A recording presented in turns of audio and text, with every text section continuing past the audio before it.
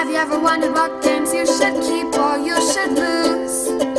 Find out here at Purge Reviews. Coraline is a cooperative board game based on the popular movie Coraline. In this board game, you are working as Coraline to try to get back to your world and escape the other world where Bedlam, your other mother, is trying to chase you down. That probably makes sense unless you're a fan of the movie or at least have attempted to watch it. This is a spooky, darker type of movie, and the board game experience is the same. Now, I have to judge this as a mass market game. I think that's the way it was intended to be. The components are not as good as you're probably used to, and the artwork is repeated over and over and over again. It looks like most of the component-wise was done on the cheap, and I think that's noticeable in what you're able to attempt here.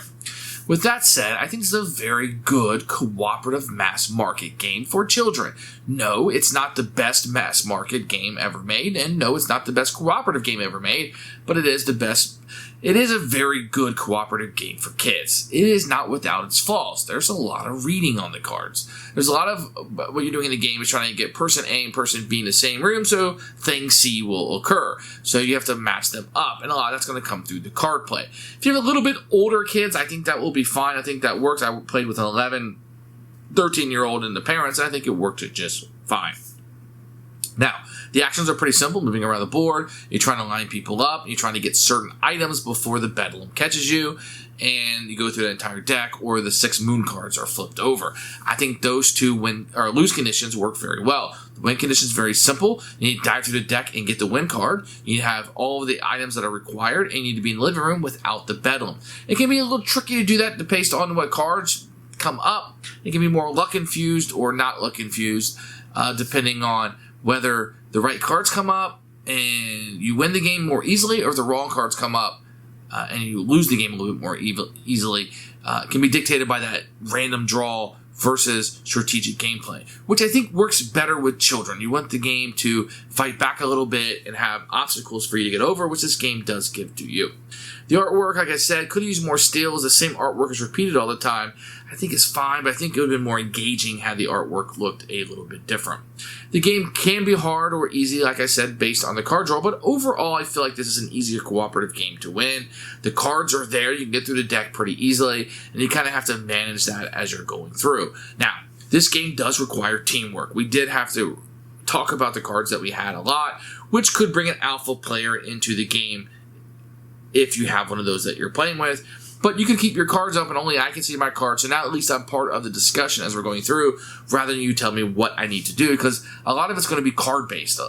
Getting snow globe flipped over, or having the other father in a room, it's all going to be card-based. I can't do that by just taking regular actions. So I'm still part of the discussion as I'm reading my cards. So that will limit what the alpha player can do a little bit, but he can still be the alpha player by pushing things along if they so choose. So that's what we're looking at there. Otherwise, I had a very good experience with the game. Like I said, it's not a game without flaws, but if you're a fan of Coraline and you like that movie and you want to do like maybe a movie and a board game night, this will work great. It's not going to blow your socks off. Nothing is truly innovative. Paper map is kind of like, what? But the cardboard tiles that you move around on makes sense. So everything works together in this package just fine for me, especially if you find the game for $15 or less. I think it's a good price point for this, maybe $20 or less. If you're a fan of the Coraline movie, the more you're going to like this board game, I think. For us, it's a keeper. The kids had fun with this. We'll be excited to play it again next Halloween, or next time we're watching the movie. We'll pull this game out. We had a fun experience. Here's Coraline, Beware the Other Mother, which comes in a really small box. Now, I think this is from WizKids Games, that most of these components were probably looked at as being mass market. Here are the rule book, which we'll take a look in a few minutes. Now, this is going to be the board, which is going to be a paper mat. And this is really not the board for itself, because really this is what you're going to be using is these nice little tiles. And they'll just go on here, and really this is just going to tell you where everything goes, as you can see here. And you can have the little items that shows you where they go. So, sure, it's paper map, but really the characters will only be on these tiles, so I don't know why they did that. All the different characters in the game are represented here, but they will be on nice little standees, which is great, keeps the price down of the game. And they're going to have these little generic tiles that will be the items that you'll have. Now, the little buttons that you'll see included, this is just to showcase that you've done your action and you flip it over. This is really a satchel that Coraline will have, and you'll be able to put items in. Now, it's important that both the items are different color, because some of the items will start out on the board unrevealed, and you flip them over when they're revealed, so they're double colored. And then you're going to have your cards that you're going to have throughout. You're going to have the moon cards, which are nice. It looks like the button is coming over it. It's a nice little touch, and then you would lose the game there. The Coraline cards, and you're going to have the Bedlam cards, which will be the bad guys. The only kind of thing about this is they just kind of use pictures of Coraline. All the cards look exactly the same. Why they didn't use steals from the movie, I don't know. Kind of mass market-ish. And then you have the same thing with her. Just a picture of the other mother. The icons kind of tell you who will move a little bit on it. But for the most part, it's just a little small text down here. This text is very, very small. They're just going to repeat the same art. I don't understand that completely. Otherwise, this is a mass market game, so I am judging it as such. I'm not trying to make it really hard. It's a little cooperative game for kids. The components are fine. Here's a rule book, a little small book. You see the object of the game, component details, component list, but you don't see pictures of them, which is a bummer. But through here, it kind of will break things down and show you pictures, so I have now forgiven them. You have setup over here with a full picture, depending on the hand size based on the number of players, and how to play the game. This is actually everything you need to know to play the game just right here. It's not very complicated. And of course, as most rule books do, they start breaking things down into easier digestible things if you want to play solo and how to win and lose the game. Rulebook's pretty good. I'd give myself maybe 15 to 18 minutes to read through this. You should be up and running in no time. So set the game, you're going to put the mat out and put the items that they say. You're going to put the Bedlam here in the living room and Coraline on the kitchen. Now normally they'd be standing straight up, but I'm just trying to show you how the game looks, so they'll be down.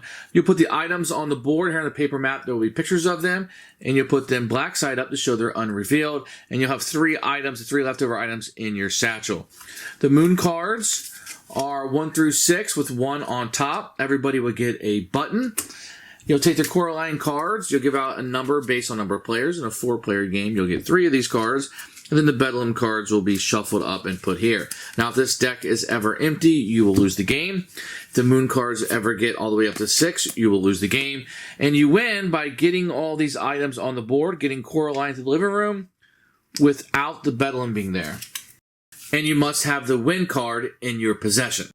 The game is very easy to play. So on your turn, you can take 1 action. And action is normally going to be doing whatever is on a card when you play it. It says if the Bedlam and Coraline are not in the same room, move Coraline to the Bedlam's current room and cut 1 revealed object. You can do that.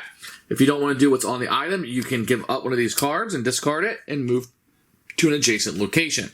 If you're in a location with a revealed object, you can just discard a card and pick up that object and put it right into your satchel. That's a play that you can do. If you choose not to take any actions, you can also discard your cards, put them on the bottom of the Coraline deck, and then what you'll do after that is everybody will draw up to their hand size of 3 on your turn anyway. So by discarding the cards, you can put new cards in your hand.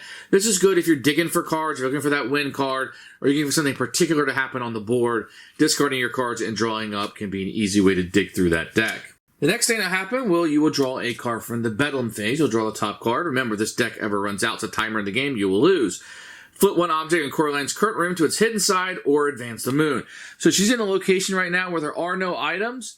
So you would dump over a moon card, and that's kind of how this track will progress. So these Bedlam cards will just have negative things. Sometimes they'll move characters around, have you drop items from your satchel, help you unreveal, and it will also progress that moon track, which can be terrible for your ongoing winnability there. Then the last thing you do is if you have your button, you flip it over, and that indicates the other players that you've already taken your action.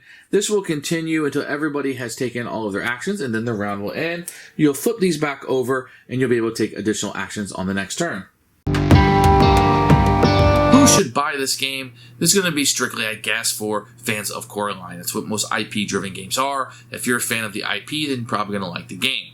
If you don't know anything about the IP, never seen the movie before, what are you going to get? You're going to get a little family weight cooperative game. It's very small. It comes with a small box and a small price tag, which is all very important when you're taking a chance on a game like this. The game is fun enough. It's not something you're going to want to pull out all the time and play, but I think for a cooperative little game for the family to play together, this is going to knock it out of the park. And it has that spooky theme, so if you want to play around Halloween like we do, it's going to have that extra factor to it. For us, this is a keeper. We enjoy cooperative games. We like the IP attached to it. It's a win-win for us.